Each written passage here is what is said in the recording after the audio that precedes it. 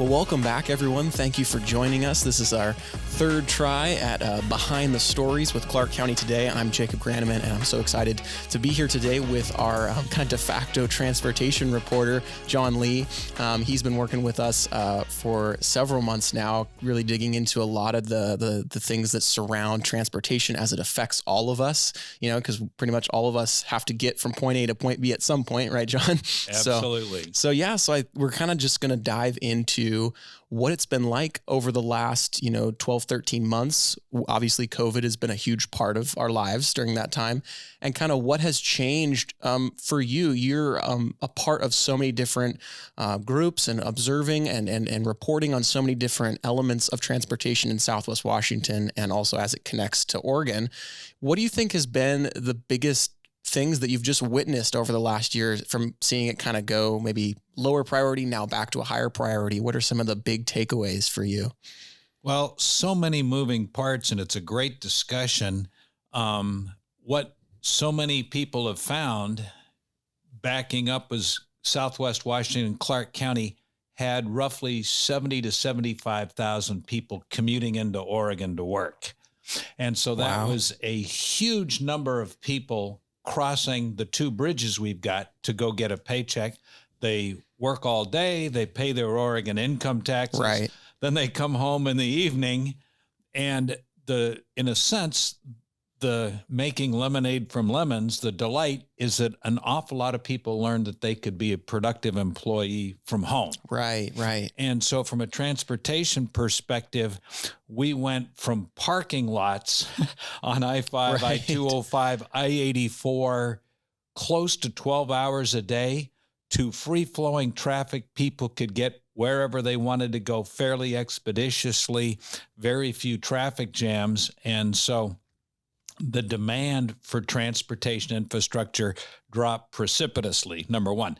Number two, we also found, in the same vein, demand for transportation on mass transit fell off a cliff. Right.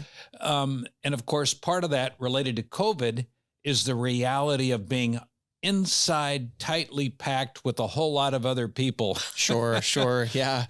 Understandably makes everybody scary. And all they had to do was the example of New York City, right, with the highest COVID rates in the nation. And you got the subway right there. Because everybody depends on the subway, and to a lesser extent, the buses there. And so people have avoided it, and you saw 60, 70% declines in transit ridership. Wow. From that angle of transportation. Of course, I'm an airline pilot, so mass transit, if you will, was in my background. Right. And the airlines absolutely got hammered with almost nobody flying anywhere. In part, people were laid off, businesses having people work from home instead of business meetings occurring across country or across the world.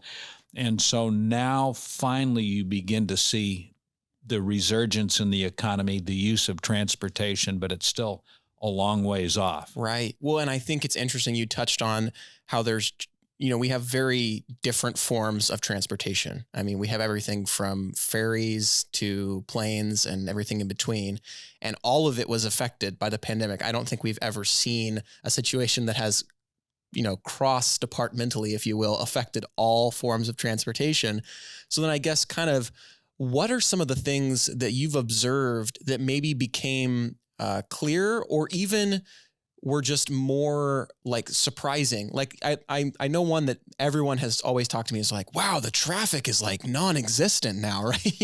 Instead of 5 hours of traffic, I'm there and back in 20 minutes. And I even remember driving into Portland to do something one time, and I was like, oh my goodness, there's no cars. There's nobody here. And it was on a weekday during the pandemic. It was earlier in the pandemic. And so I think, things like that, things that we didn't notice and that now we're noticing, and it's maybe looking at trends and how they've been changed by all that, and how that also impacts the tax dollars and the funding that goes into all of these transportation methods, whether it's a road or a bus or a bridge or whatever. Kind of touch on that. What have been some of the things that have been surprising or maybe laid bare a little bit by the pandemic? Well, and so I went to high school and college in Portland. I left for 11 and a half years in the military, was delightfully able to come back into Portland in 1990. And I can remember in those first couple of years, if I wanted to take care of business or meet friends in downtown Portland, I could literally leave at 4:30 and still beat the evening traffic back across the river to Vancouver. Wow. And not be pulling my hair out. It was not a parking lot. And of course, we know pre-pandemic that if you didn't leave downtown Portland by 2-ish, 2:15, 2:20 at the latest, forget it. You were going to get stuck. And the closer you got to 4 o'clock, I-84, I-5, I-205, huge nightmare just in terms of the time that got sucked out of people's lives. And that you spent frustrated in traffic, idling, and all of that. And so in a sense, the pandemic has shown that when demand dropped precipitously, traffic could move more freely. Sure. And so advancing that forward to what do we need to do in a transportation system, you have supply and demand. And what is the demand? Well, the honest answer going back to the 1980s was regional planners for transportation looked at the growth of the population, the density, and all of that. And they said, we need to create 2 new freeway systems here in the Portland metro area. And so they moved forward and they created the eastern half of that ring, which was Interstate 205. And I-205 and the Glen Jackson Bridge opened in December 1982.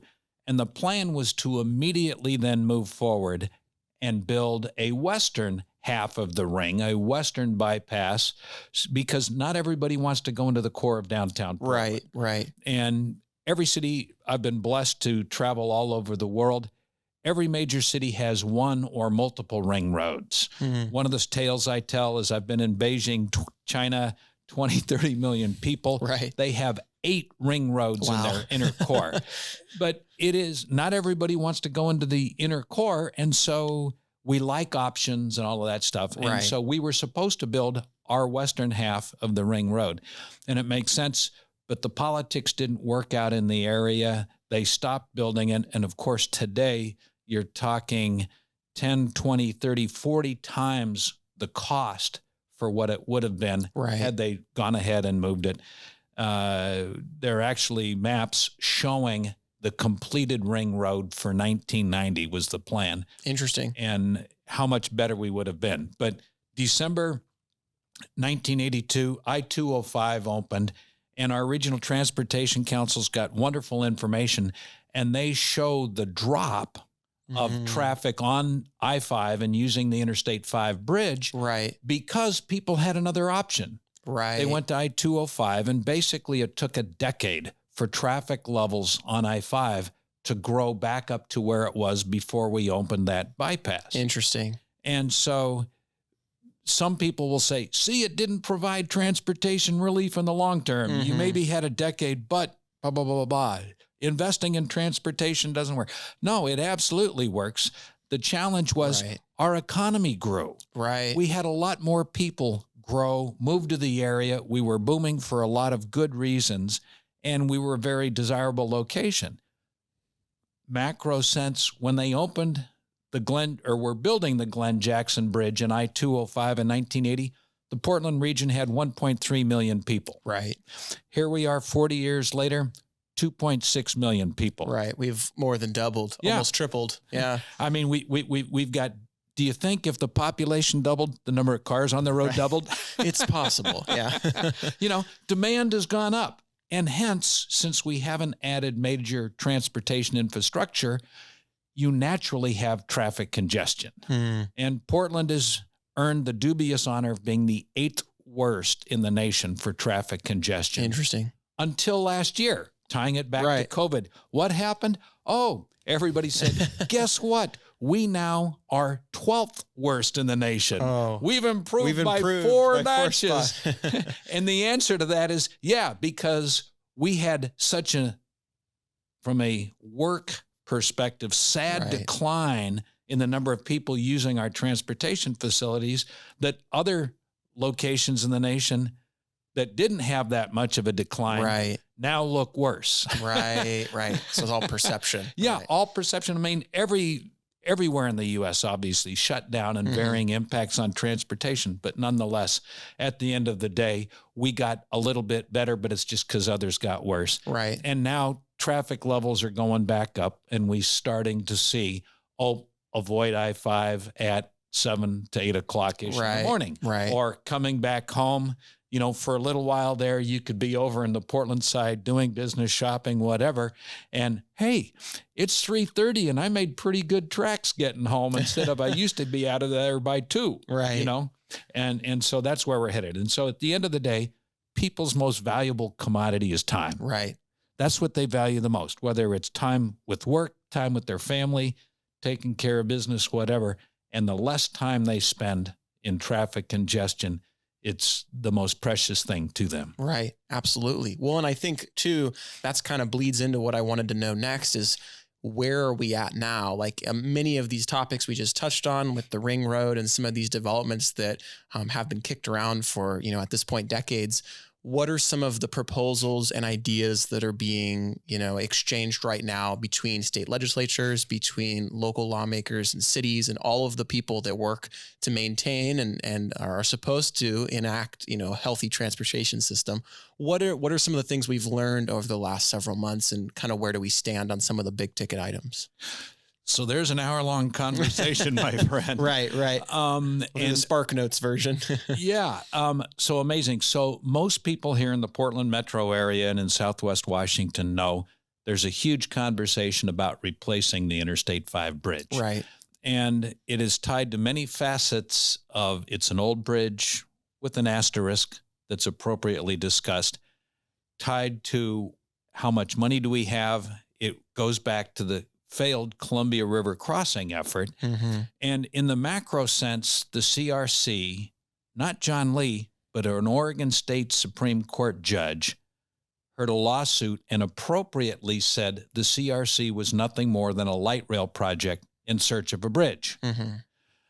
Federal transportation officials told elected officials in viewing the CRC, we understand what we're really offering federal money for is a light rail project, and you're just going to put it on top of a bridge. Right. But even the feds knew it was a light rail project. So we have advanced forward now, huge discussions between the two states about replacing the interstate bridge and how do we get the money. The Columbia River crossing was a $3.5 billion project at the time. And so in reality, the bridge itself, and this is one of those where I smile when I think of my dear friend, Tiffany Couch. She's a forensic accountant. She got all the numbers and the estimates from the Columbia River crossing project. The bridge itself was only $792 million. Right. On a $3.5 billion project. Wow. So you're looking at less than a quarter of the cost was actually replacing a bridge. The rest of it was $850 million was light rail, and then a lot of pork barrel spending, intersections for Oregon, intersections to Washington, but none of which had to do with the cost of the actual bridge. So could we propose a very cost-effective bridge replacement if that's what we wanted to do? And the answer is yes. Where are we now? The two state legislators have created a bi-state legislative committee. They've been talking for over 2 years now. And so they have hired outside consultants. Right. WSP, no, it's not the Washington State Police. Right. Always have to have that caveat with them. Yeah. They're a firm. They've been hired not only to oversee and be the lead consultant on the interstate replacement bridge, but also on Portland's Rose Quarter project and on their I-205 tolling project. Right. But which is another interesting deep dive some other day. Right. But bottom line, they did a lot of research, and because there's not a specific bridge proposal or project, they put together and said, if we were to do the CRC today in 2020, you're looking at $4 to $5 billion. Heart attacks right. amongst legislators, how much money, and all of that. So we saw a back and forth discussion. Oregon felt, rightly or wrongly, that they got cheated by Washington State in the CRC because it was the Washington State Senate that pulled the rug out from under it and said, we're not funding our $450 million. So in the debate and discussion last fall, it was, how much is this going to be? The consultant says, well, we don't have a specific project, but bottom line, $1 billion or more from each state. Right. So we just saw in the Washington legislative session that ended this last Sunday, 2 different proposals, one from the House part, one from the Senate, that had between $1 billion and $1.2 billion in it for the Washington State contribution. Right. Part of that, the Oregon legislature started a couple weeks after Washington. So they're behind us. They have had 0 discussions about money from Oregon. And nobody has reported on it. Nobody said why, but my gut instinct is they were waiting to see, would Washington actually deliver money or not before they began talking and putting money on the table. At the end of the day, the legislature's now concluded, and there was no transportation package. And therefore, there is not $1 billion. And therefore, on the surface, you would say, oh, we dodged that bullet. Not necessarily. Right. WSP's looking at, all right, a time frame of around 2025 to start construction. Start construction on what? They don't have a project. They don't have a plan. And my perspective as a taxpayer and a citizen, they're sitting there and they're waiting and saying, how much money are you going to give us? Right. And then when we know the budget, we'll design bells, lights, and whistles and the most amazing thing, or a pared down version, to spend every single dollar you give us. Right. And therefore, they're just patiently waiting. At the end of the day, as Tiffany Couch revealed, $792 million could be a new bridge. Tied that to, well, could we really do a bridge for under $1 billion? And so delightfully in the CRC discussion and debate in the community, we found an amazing bridge builder, Linda Figg of Figg Engineering, came out, got involved with our county councilors and some of our elected legislators, and she took a look at our Regional Transportation Council that in 2008 looked at what the Portland Metro growth was going to be, and most specifically Southwest Washington, and said, when Southwest Washington hits 1 million people, you're going to need 2 new bridges and 2 new transportation corridors.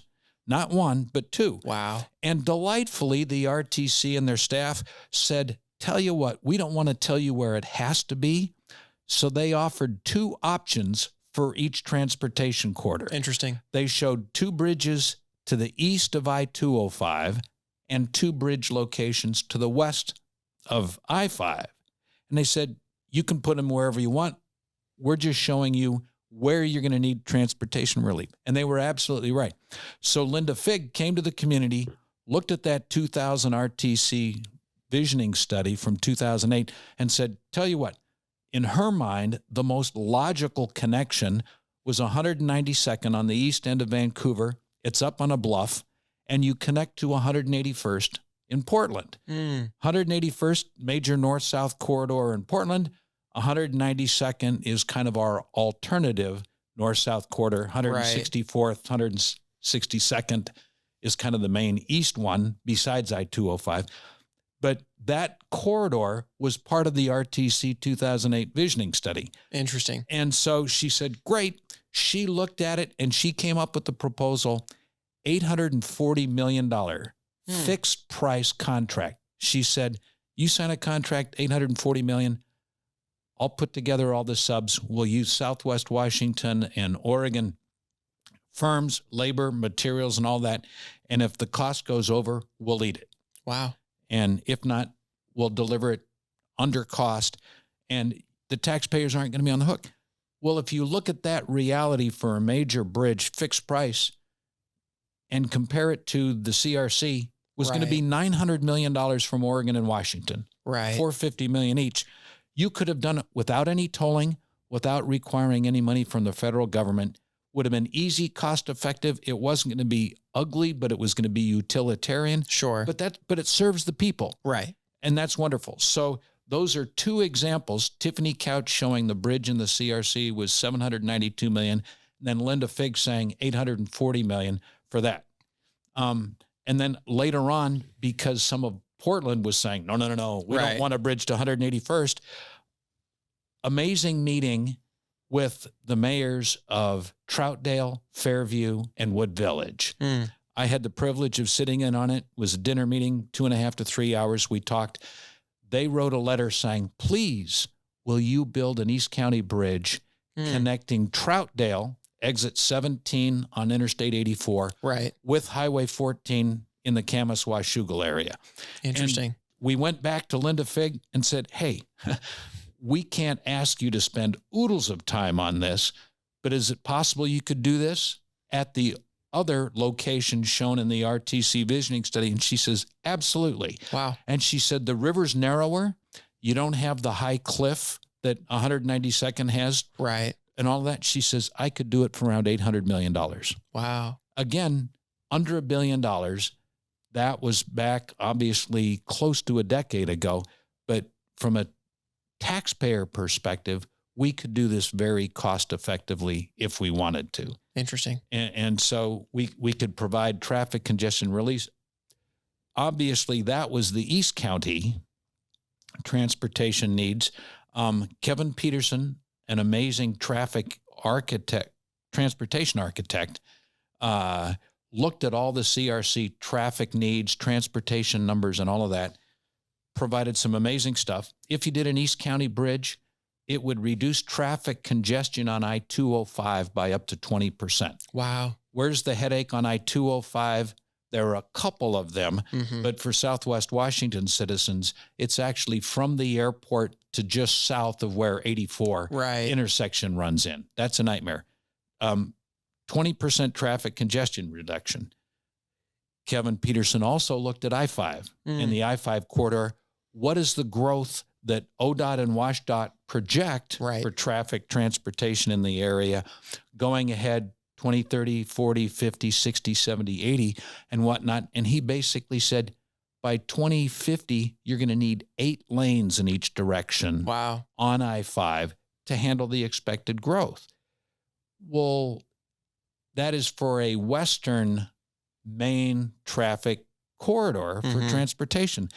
The other honest option is, why not build a bypass? Right. Instead of just having 2 pipes for all the traffic to flow through, build a 3rd pipe and a 4th pipe so that you can funnel everything and you don't need it.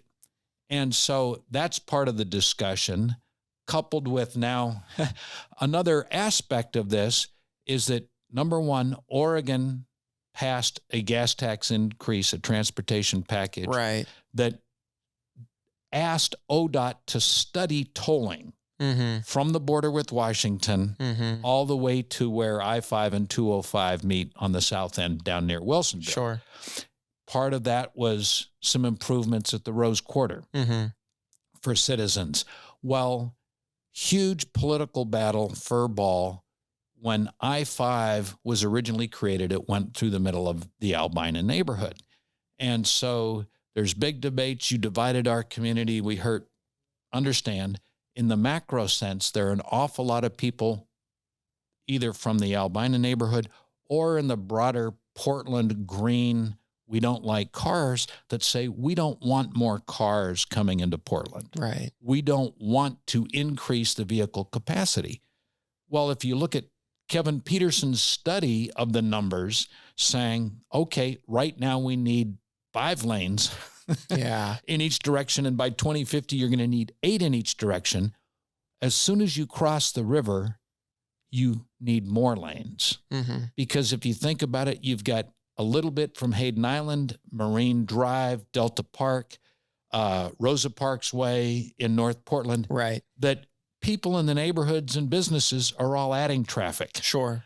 And therefore, in the morning rush hour into town, they're adding more. You clearly need, Kevin said, 1 to 2 more lanes than whatever you have crossing I-5. And Portland doesn't want it.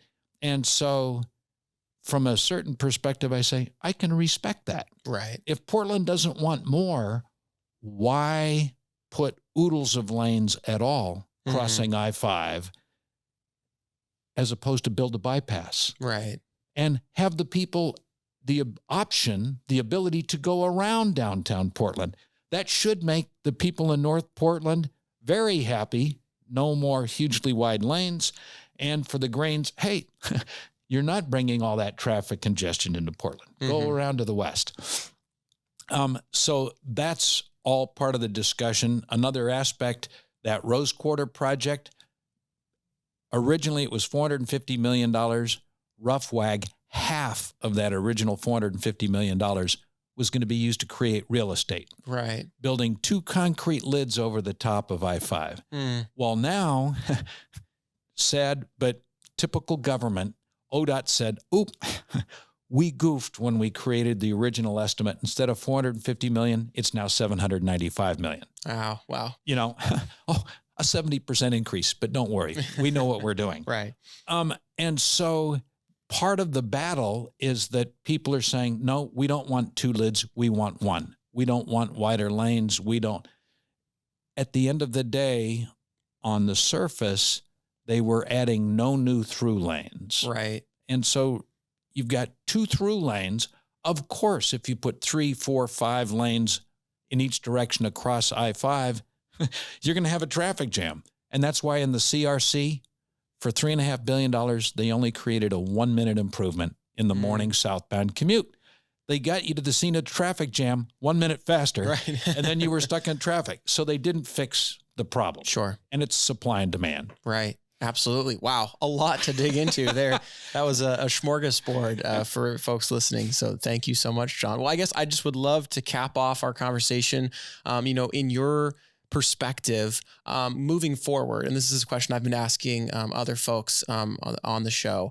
Where do you see a lot of these things that you cover on a regular basis? Where do you see them going? And it can be a very 30,000 foot type answer. It doesn't have to get into the weeds of each issue, but where do you see some of these perhaps going, and what do you see changing, or what do you see staying the same? Those sort of things. Well, and that's an amazing opportunity. At the end of the day, the devil's in the details, and it's the special interests, because for better and worse, WSP knows who's writing the check. Right. And they're the consultants driving the whole project, and they say it's ODOT and WashDOT officials.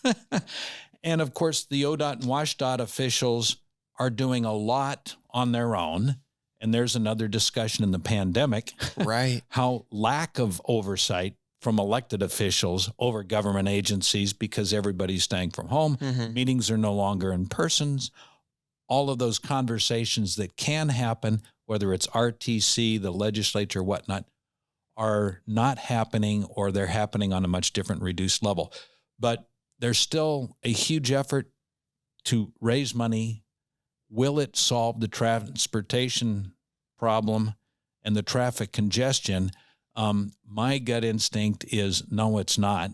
The effort, in fact, Oregon's Earl Blumenauer, congressman, recently said in an interview with Willamette Week that the bridge was not going to be built unless it had light rail. Oh, we're back to a light rail project in search of a bridge. And in the macro sense, especially in the pandemic, people don't want mass transit. They don't want light rail. In a longer run, 100 years from now, we might have the population density that would support a lot more rail, subway, whatever on that. But people like their cars. The PEMCO study in 2018 said 94% of the people prefer to use their cars. And that was before the pandemic. Wow. The pandemic only made them want to use their cars even more because it's flexible and they know their car is safe for them, from the viral standpoint and all of that. Right. But there's lots of money at stake. The other angle on this for us here in Southwest Washington is our CTRAN is now beginning to build their second bus rapid transit line. They spent $50 million on the first one on 4th Plain. They're doing the second one on Mill Plain. They're starting that now, and they've already got plans for a third one on 99. 50 million a pop, 150 million. Ultimately, one of the things they're looking at is running what they call bus on the shoulder and offer their express service on buses into Portland. They're already doing it on I-205. They'll probably go do that on I-5 to allow that. But again, if we look at the numbers of people using the C-Tran Express bus service, it's dropped by 2/3, again, because of the pandemic. Will it come back? Yes. How much, how fast it come back, don't know. Because once the pandemic's over, how many people are going to continue working from home? Sure. Instead of driving in, needing the transportation, the transit, let alone their cars, remains to be seen. But lots of moving parts, and therefore, stay tuned, folks. Yeah, absolutely.